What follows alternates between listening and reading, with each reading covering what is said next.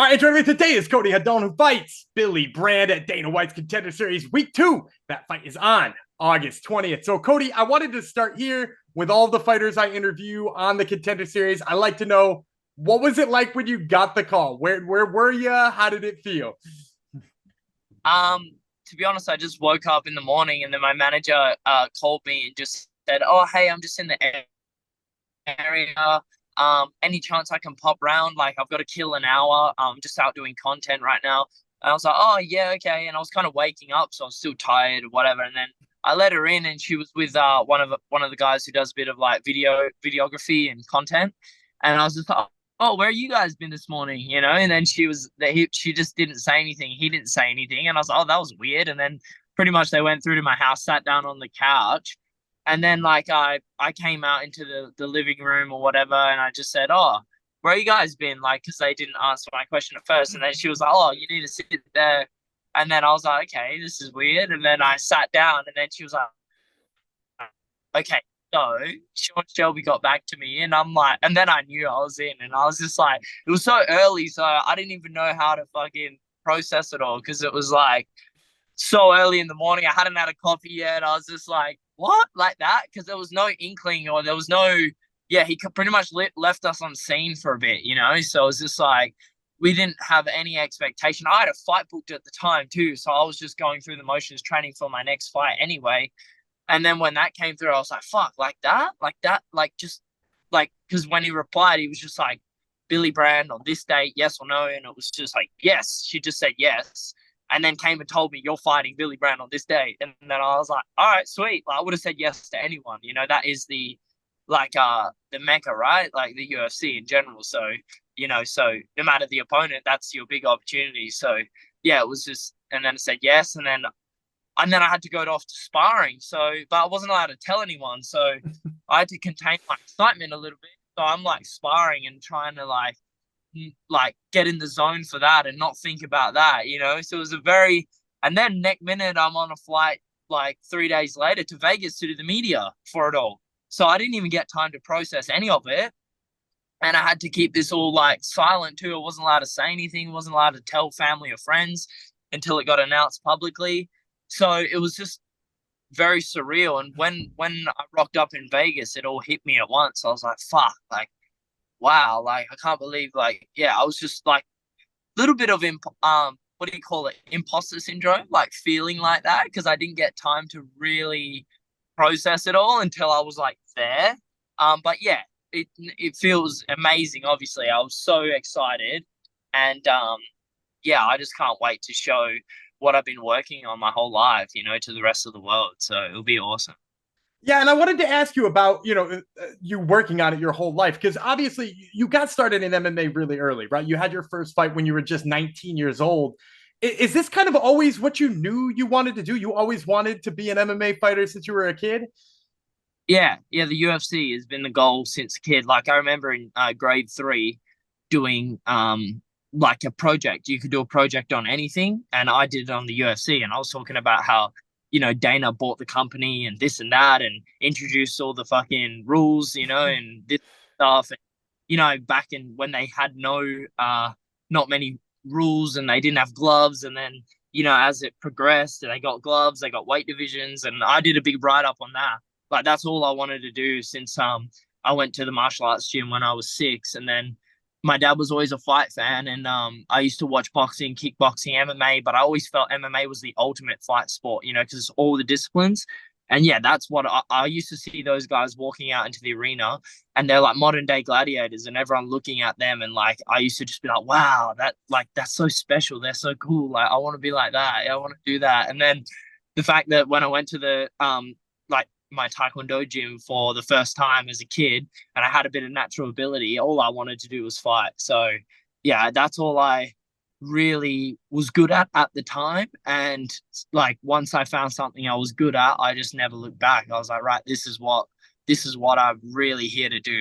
So yeah, I've always wanted to do it. Yeah, since a kid, since early as possible. So I got to ask now, you said you did a project on the UFC talking about bare knuckle UFC, no rules, all that stuff in third grade. So you got to give me your teacher's reaction. What is she looking like on her face while you're telling her that? people just had no idea about like what like even was, what MMA was, and then you got like some like third grader giving a whole spiel on like this thing that they've never heard of, and it's so barbaric and like in their eyes, you know. Yeah, it was just half the people didn't even understand what I was talking about because I was like, I think you can actually fight like as a sport. What? Like, you know, it's very like out there. So yeah, it's just I can't exactly remember what she was thinking because or the teacher because I was so focused on like reading and not messing up the words in this. But yeah, I imagine there would have just been like everyone was just like, I have no idea what you're even talking about. So but that was all right. That was the only thing I was like interested in doing a project on, yeah, because that's the only thing I really cared about, you know? So yeah. I love that. I love that. Now let's fast forward a few years. You know, you make your Emmy debut, you do really well there, you turn pro. And then I want to talk about the lone fight you sort of lost on your way here to this journey, which is to Steven Erceg, which, you know, again, you're in Australia. There's a limited number of promotions you can run across, but he's your only loss. And almost only a couple years afterwards, he's fighting for the UFC title. What has it been like for you seeing kind of that development out of him being, you know, sort of your lone speed bump in that time? Yeah, I mean, I take a lot like away from that fight, and then I obviously know that like I can hang in there with guys like Steve Erceg, who are literally like the second best fighter in the world, if not in some people's eyes, could have been the first best fighter in the world on that night. You know, it was neck and neck that fight. So it was a very close fight. You know, I don't feel there was any true loser or winner in that fight with Pantoja that he had. So yeah, to know that I'm on that level, and not to mention this was, you know, my third pro fight early on in my career, and then since then he went on to do spectacular things. So even though it's in like the weight division below mine, flyweight, skills are skills, you know, and you see it all the time. Guys move up in weight and actually do better. So you know, it's I know that my skills are at the UFC level. Like I remember talking to a friend, it was like he said to me, friend of mine, he was like, when you have your amateur debut, you already want to be at pro level. When you have your pro debut, you already want to be at UFC level. When you have your UFC debut, you already want to be at champ level. You know what I mean? And then when you're a champ, you want to be at a level that's untouchable. And that's what I've been striving to do is make sure like when I make my debut, I'm champ level. I'm ready for these best guys in the world. And I'm not doing it for any other reason than that, you know? So, yeah, that's why I didn't go pro right away, even though I had a lot of like amateur boxing experience and jiu-jitsu experience, Muay Thai experience. I didn't go pro right away because I wanted to make sure that I just covered all bases before doing that, you know? So, I really took my time with it and, yeah, did everything like at the perfect time. And, you know, I think that Steve fight, maybe if I'd never taken that, I might not be in the position I am today. So even though it was a loss, it definitely, you know, people can go back and watch that fight and see Steve on the regional scene and watch our fight and know how much of a competitive fight it was and how much of a good fight it was. That vouchers nearly more than some of my wins for me. You know what I mean? So if anyone goes and watches that fight, they think, wow, this kid's impressive also. So that does a lot more for me than even some of my wins does. So yeah, it was great. Yeah, great that I did that I did fight Steve. Yeah. Absolutely. And now I want to get talking about this Billy Brand fight. But before I do, you did mention you had a fight booked. You were just about to throw down before you had to like pull out and do this fight instead. Has it made training camp for this Billy Brand fight kind of extra long? Do you feel like you were peaking in a weird spot? Like, did you have to slow it down and ramp it back up? What does training camp kind of look like for this one?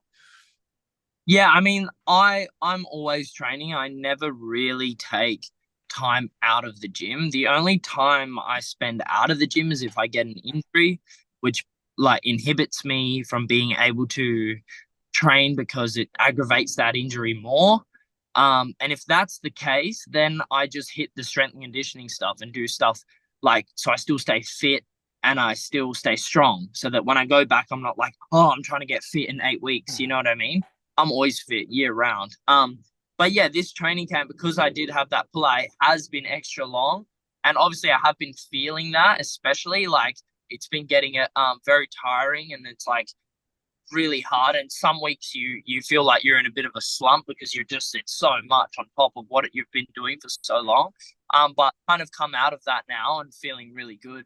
And yeah, we just keep pushing, you know. It's we're close now, so we know that, you know, a lot of the hard work's already been done. Now it's a matter of just like getting to the fight safely, and I already know how to fight and I'm already fit, you know. It's just a matter of getting there safely and then, you know, getting the weight off and all that sort of stuff. So yeah, it's been a long training camp, that's for sure, but it doesn't really change much because I'm always training year round anyway. So I feel like I could take a fight on short notice. Like I'm one of those guys that are always training. I can take fights on short notice. I always want to keep my body in a good condition, you know? So yeah, we obviously ramp it up as it gets a bit closer, but ideally just staying ready and staying fit and having discipline and not blowing out outside of, I think a lot of other fighters blow out like after their fights. Don't get me wrong, I go and eat some food too, but I mean, some of these guys will put fucking 20 kilos on, you know, like I don't know what that is in pounds, probably like 40 pounds or 30 pounds or some shit, but I never let it get to that extent. I always make sure it's within reach, like my fitness and my weight is within reach. So, you know, yeah, it's never much of an issue for me. Well, that's good. Now, you mentioned Billy Brand. It was the name they put in the email. You know, she didn't even give you a chance to say yes or no. She knew the answer was yes already. So obviously, you didn't have to have first impressions of Billy Brand. But then, you know, obviously you get to doing research. You and your coaches start watching film. What are sort of your impressions now of him, now that you've had a chance to watch him and sort of, you know, get to planning for him? Yeah, he's a good fighter, man. He's got great Muay Thai. Great stand-up fighter, throws absolute bombs, tough as. His only loss is to Peyton Talbot. That speaks for itself. And even that fight, it was a shit stoppage. Like the ref stopped it in the third round when Billy was actually firing back. It was like a shit stoppage. So to be honest, I wouldn't even say like that.